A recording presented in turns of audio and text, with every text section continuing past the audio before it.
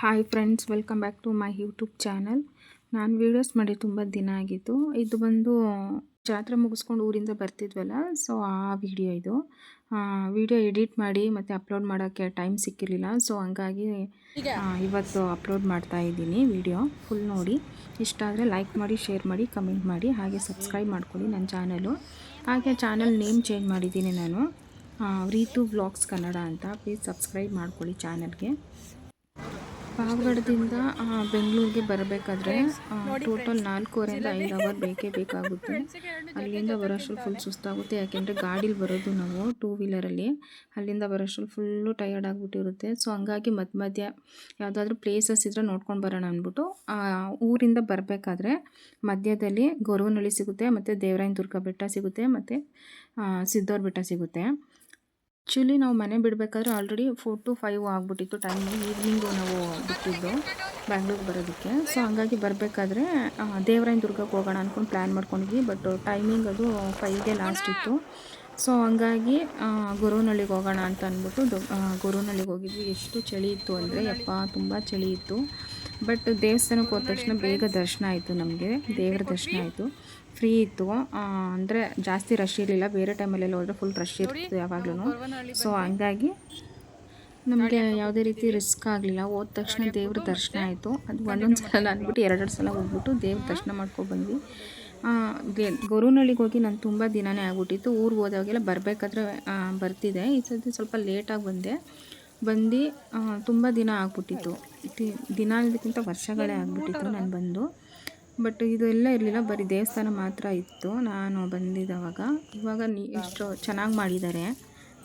So continue travel ಮಾಡೋದ್ರಿಂದ full back pain ಬರುತ್ತೆ. ಜಾಸ್ತಿ ದೂರ ಕುತ್ಕೊಂಡು ಬರೋಕ್ಕಾಗಲ್ಲ. ಸೊ ಹಂಗಾಗಿ ನಾವು ಸ್ವಲ್ಪ ಹೊತ್ತು ಮಧುಗಿರಿಲಿ ಯಾವಾಗ ಬಂದ್ರೂ ಮಧುಗಿರಿಲಿ ಸ್ಟಾಪ್ ಮಾಡಿ ಜಿಲೇಬಿ ತಿಂತಿದ್ದಲ್ಲ, ಸೊ ಅಲ್ಲಿ ಸ್ಟಾಪ್ ಮಾಡಿ ಜಿಲೇಬಿ ತಿಂದ್ಕೊಂಡು ಮತ್ತೆ ಸ್ಟಾರ್ಟ್ ಮಾಡ್ತೀವಿ. ಅಲ್ಲಿ ಸ್ವಲ್ಪ ಮನೆಗೆ ಸ್ವಲ್ಪ ತೊಗೊತೀವಿ, ಯಾಕೆಂದರೆ ತುಂಬ ಚೆನ್ನಾಗಿರುತ್ತೆ ಟೇಸ್ಟು. ನೆಕ್ಸ್ಟ್ ಟೈಮ್ ಹೋದಾಗ ಮಧುಗಿರಿಲಿ ನೀವು ಒಂದ್ಸಲ ಟ್ರೈ ಮಾಡಿ.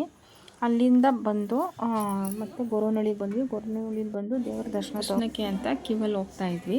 ಜಾಸ್ತಿ ಜನ ಇಲ್ಲದೆ ಇರೋದ್ರಿಂದ ನಮಗೆ ಬೇಗನೆ ದರ್ಶನ ಆಯಿತು.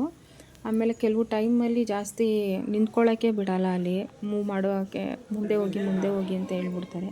ಬಟ್ ಇವತ್ತು ಎಷ್ಟೋ ನಿಂತ್ಕೊಂಡು ದೇವರ ದರ್ಶನ ಪಡ್ಕೊಂಡ್ವಿ.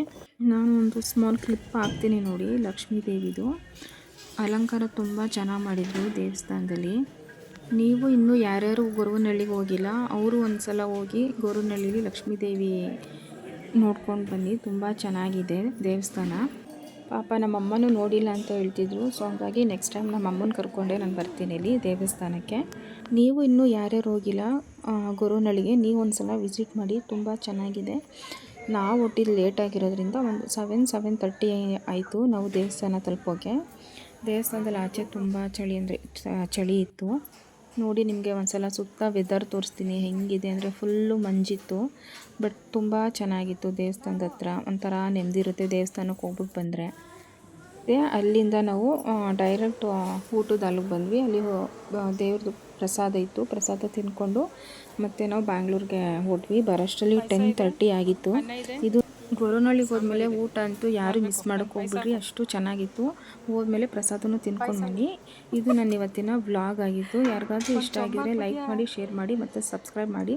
Thank you so much to all. ನನ್ನ ಚಾನಲ್ಗೆ ಇನ್ನೂ ಯಾರ್ಯಾರು ಸಬ್ಸ್ಕ್ರೈಬ್ ಆಗಿಲ್ಲ ಪ್ಲೀಸ್ ದಯವಿಟ್ಟು ಈಗಲೇ ಹೋಗಿ ನನ್ನ ಚಾನಲ್ಗೆ ವಿಸಿಟ್ ಮಾಡಿ ನನ್ನ ಚಾನಲ್ನ ಸಬ್ಸ್ಕ್ರೈಬ್ ಮಾಡ್ಕೊಳ್ಳಿ. Thank you so much. Tata, bye bye. Next ವ್ಲಾಗಲ್ಲಿ ಸಿಗ್ತೀನಿ. ಬಾಯ್.